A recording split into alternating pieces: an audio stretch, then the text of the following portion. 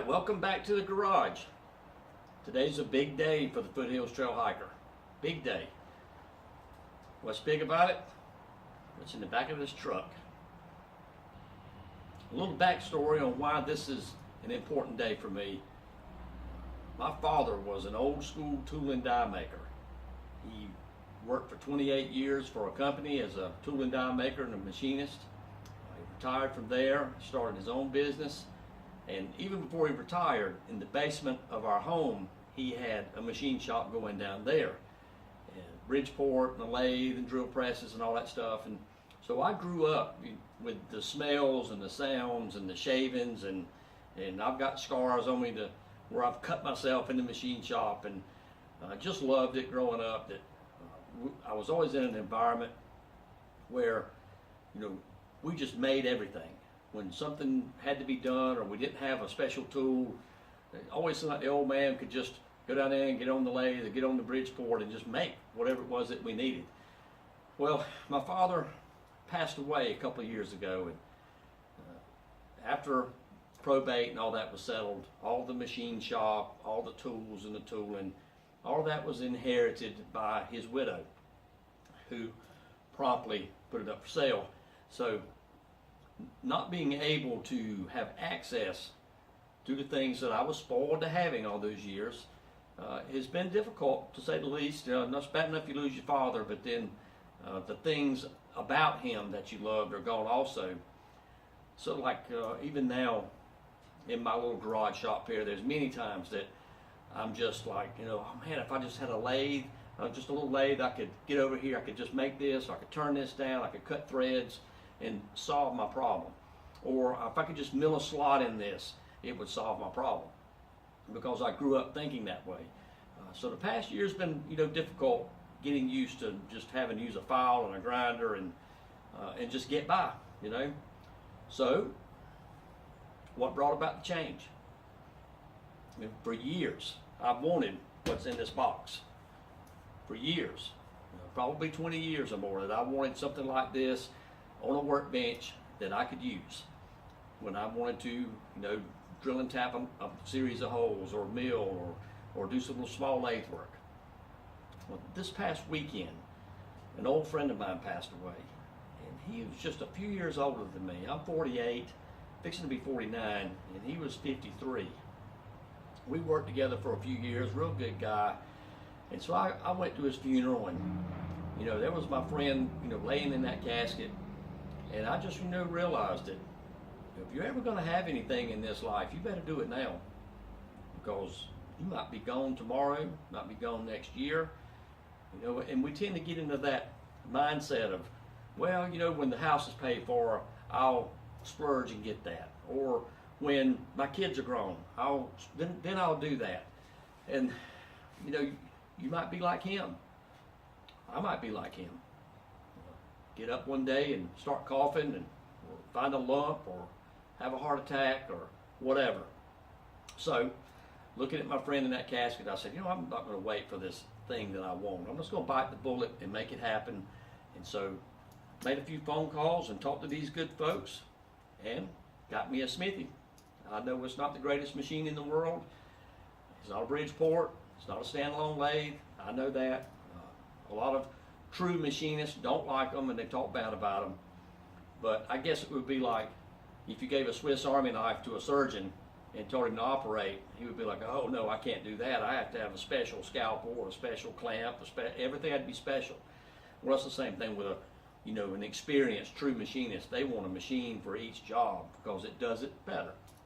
But when you're like me, and there are many of us who are like me, who have a garage, they have some limited space, they got some workbench room, but they want to be able to do, at least on a limited capacity, some type of machine work, this is a great alternative. Now, what we're going to do is we're going to get this thing uncrated. I'm going to get the chain fall rigged up, and we're going to pick the unit up, and we're going to set it out here on something with some wheels under it so we can move it around until we get the place on the workbench where it's going to at least live for a little while set up. So, enjoy.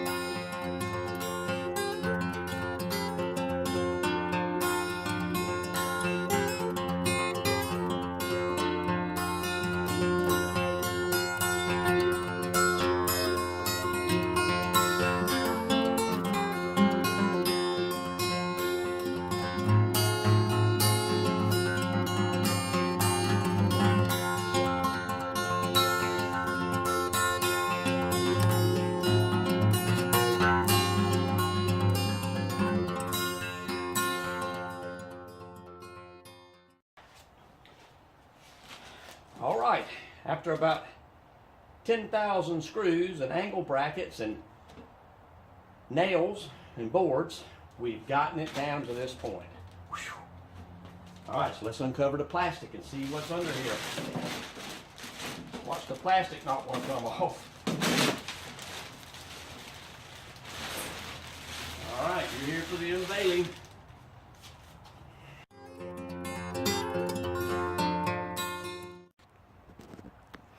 All right, so there she is. I've already got some straps hooked up to it there, getting ready to pick it up with the chain fall here in just a minute. Everything seems to be okay. I don't, at first glance, notice anything broken or bent or dinged up or anything. So once we get it out and really give it a good look later, I'll be able to check it out better. It's in the back of the truck right now. You know how it is when you first unbox something, you're just so happy it's here that you don't necessarily look at it with a critical eye. All right, so I'm gonna set you up and we'll get this thing out.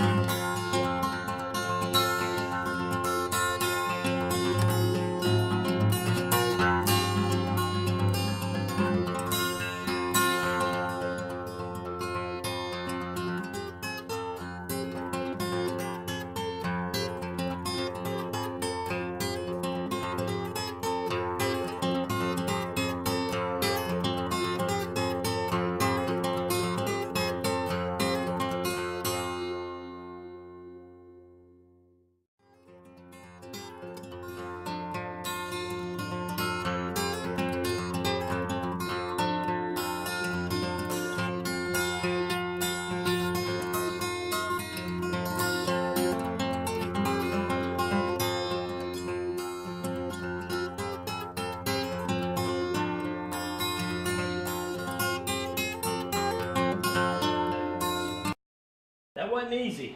This sucker's heavy, but I got it down, I got it on the ground, I got some little dollies on it so I can kind of roll it around out here and get it out of the way until I get my workbench ready. And then it'll be another rigging to try to get it up and over onto the workbench in a few days. Awesome. So we'll talk about this some more, okay? Thanks for hanging out and watching me get this Smithy off the truck. All right. We've got the old Smitty on the ground, got it out the truck, you saw all that, set her down, and I put a couple of dollies underneath it that I keep handy just for when you got something heavy on the dirt and you need to move it around. And so I rolled it around, got it over here behind the old 49, as you can see there, just sort of out of the way, and I'm going to cover it up. But before we end this video, I want to take a minute and talk to you about why I purchased this machine, okay? Why the Smitty to begin with. I call it Smitty. This is a joke, okay? Smitty, Smithy, you know what I'm saying. So why this machine, why them, why this model, all that. Well, like I stated earlier in my video, you know, I grew up in a machine shop, man. Listen, I would love to have me a nice Bridgeport out here, you know, a knee mill with, you know, digital readout. I would love to have that. Okay, I grew up with that. I'd love to have a standalone lathe. I'd love to. But, just like you, many other people in this world, you know, we had a 2-car garage, and your wife's in one side of it.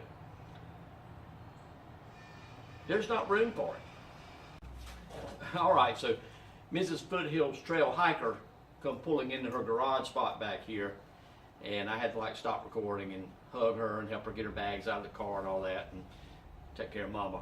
You know how it is. After you just bought a big purchase, you better go love up on Mama. In fact, I'm gonna take her to dinner tonight. Anyhow, back to what I was talking about was why I bought this machine, why I bought it from, who I bought it from, and why this model, and so forth. You know, there's a lot of options out there, and like we were talking about earlier, I would love to have a Bridgeport, love to have a lathe. But, like most of you, probably more than you think, you know, we're all out here, we've got a little 2-car garage, we've got a little workshop, we've got a little space, and dude, we ain't got room for a lathe in a Bridgeport. Or, we can't afford it. I mean, let's be honest, you want to go get a 30-year-old Bridgeport that somebody's beat up and abused and God knows, you know, who's been using it through the years? I don't. I'm going to go buy a new one, or I'm not going to have one. So I can't afford a new Bridgeport. I don't have room for a new Bridgeport. I can't afford a new mill. I don't have room for the damn thing. And I don't have the electricity for it. This is my house. I got, you know, regular house power here. I'm doing good to be able to get 220 out here to my air compressor or my welder over there. I have to like switch them, you know. I've got one big outlet, plug one in, unplug, plug the other one in, you know the story. So, that being said, that was why I knew that I needed to just settle with a 3-in-1, overcome its limitations, try to find one that would do what I wanted to do. Let me just say, maybe the best 3-in-1 I could find, okay, without blowing the bank account up. So, I started looking at the Smithy. Now, I know that there's some forums and stuff online and that beat these machines up. Now, if you go on some of these machinist forums, these guys are professionals. They work in a giant machine shop with a dedicated machine for everything.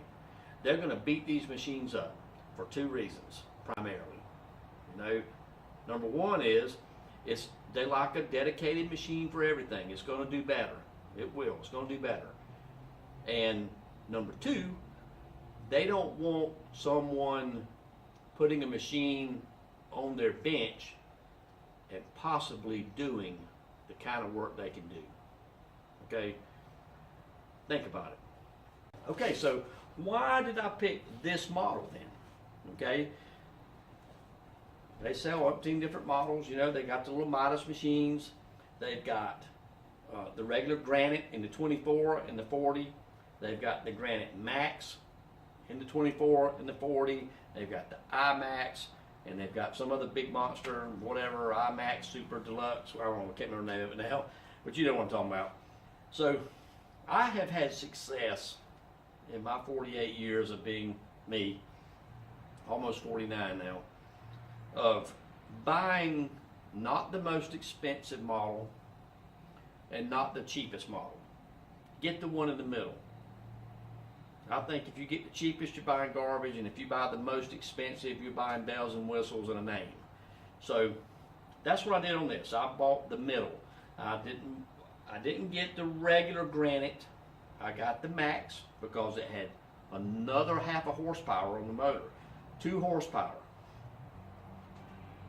I didn't get the 24 because once you buy the 24 and you own it, you're stuck with 24 unless you're going to go buy another whole machine.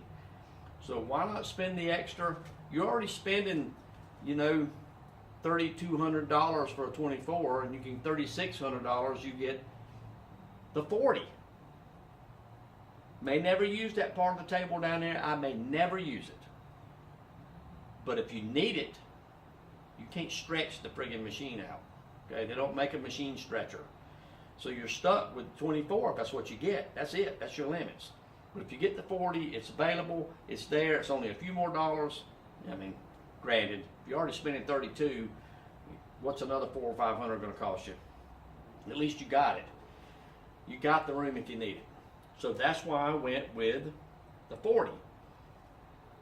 I told you this just now, the Max, it had more horsepower. And it has a longer reach out here. To where the regular granite, this spindle is a lot closer to the chuck. So every time you want to mill something, you got to take the chuck off. At least with this, you can make small movements in here and not take the chuck off. So the big thing for me though was the horsepower, the longer reach. It's worth it. So for me, I wanted the Max, and then I wrestled for a day or two about whether 24 or 40, and I just made up my mind. I said, you know, you can't stretch the machine out. Go ahead and get the 40. I'm happy with what I see so far, and I will be honest with you. If this thing's junk, I'm going to tell you it's junk. If it's warped, if it don't make it, you know, I'm going to tell you. I'm going to be honest with what this thing does. All right, so that being said, the next thing up on our list is we're going to make a metal workbench just for this, with a toolbox under it, on casters that you can move around, with screw downs for the legs, that once you kind of get it out where you want to work that day, maybe if by chance you need to move it and put it in a more open location where you can walk all the way around it, screw those legs down, get it leveled up, and work all you want.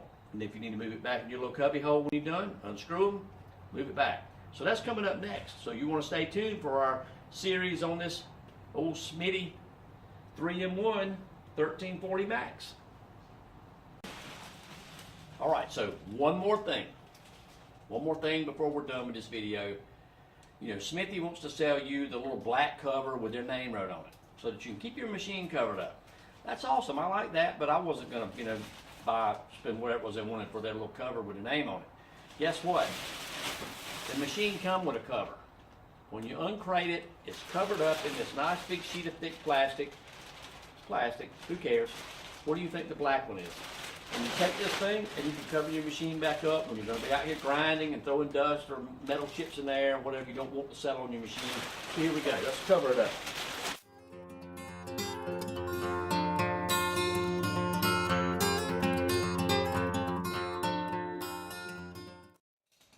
Look at that.